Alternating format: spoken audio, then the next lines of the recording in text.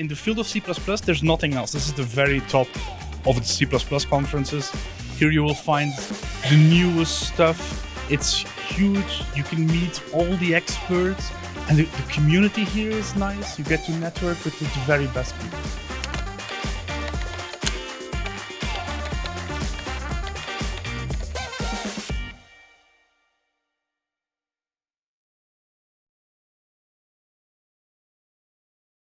All right, so in this talk, I'm going to present a solution to the 8 queens problem at compile time. So let me first introduce the problem. It's a problem where you have 8 queens on an 8x8 chessboard, and your task is to find every possible way to put these queens on the chessboard such that they're not attacking each other. It's a well-known problem. There are 92 solutions for this case. This is one of them. We are going to encode it like this, where we have an int. Each digit represents the row in which the queen is for the corresponding column. So you can see how they correspond. So the first thing I did as a good software engineer is I went on Stack Overflow, and I copied and pasted a bunch of code. I found this on the Code Golf Stack Exchange. This is a beautiful, beautiful solution. It uses mutual recursion of templates to find all the 92 solutions to the 8 queens problem. And it produces all the solutions. And I'm going to notice that I'm having to grep for a particular thing. That is because the actual output is quite ugly. GCC will print the entire template call stack for every single solution. That's not the only reason I dislike this. This is also pretty old C++. It's using template metaprogramming, but these days we have const eval and we have const expr, so why don't we use those features?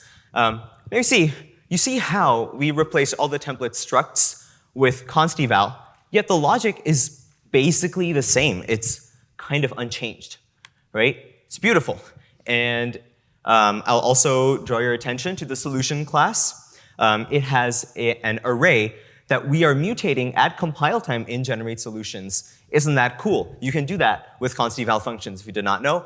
This prints out all the solutions, but I'm not satisfied because I'm printing at runtime. We want to print at compile time. Yeah, that's not very hard. All you have to do is declare a struct template, but crucially, not define it.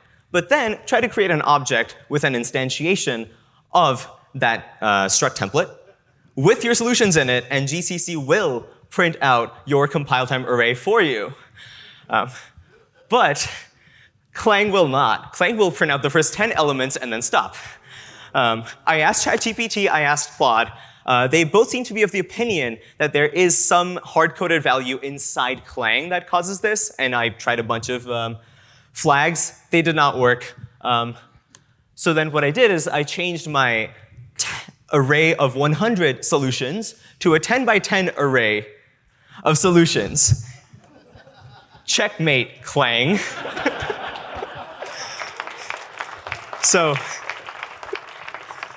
for the next part of this talk, I'm going to remind you of a quote from our former president, George Washington. Compile time computing is easy, young man. Compile time printing is harder. So we're going to focus on printing. What do I not like about this printing code?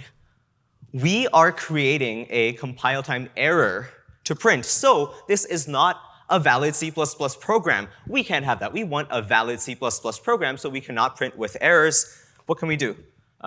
We can use warnings. So if I define a function template, marked notice card, and then discard its value, then GCC will once again print the type that's within my angle brackets. But Clang continues to be a stickler. It won't print anything. So let me try one more thing. OK, now what if I mark this function template deprecated? And then I use it. GCC, my darling, always works. Checkmate, Clang. And that's my talk.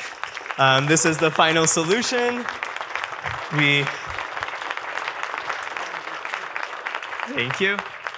Yeah, so we have mutual recursion at compile time. We have printing at compile time. This is a well-formed C++ program. You will even get some assembly on Godbold if you run this. And I'm from IMC. We are hiring. Talk to me or anybody in an IMC shirt. Thank you very much.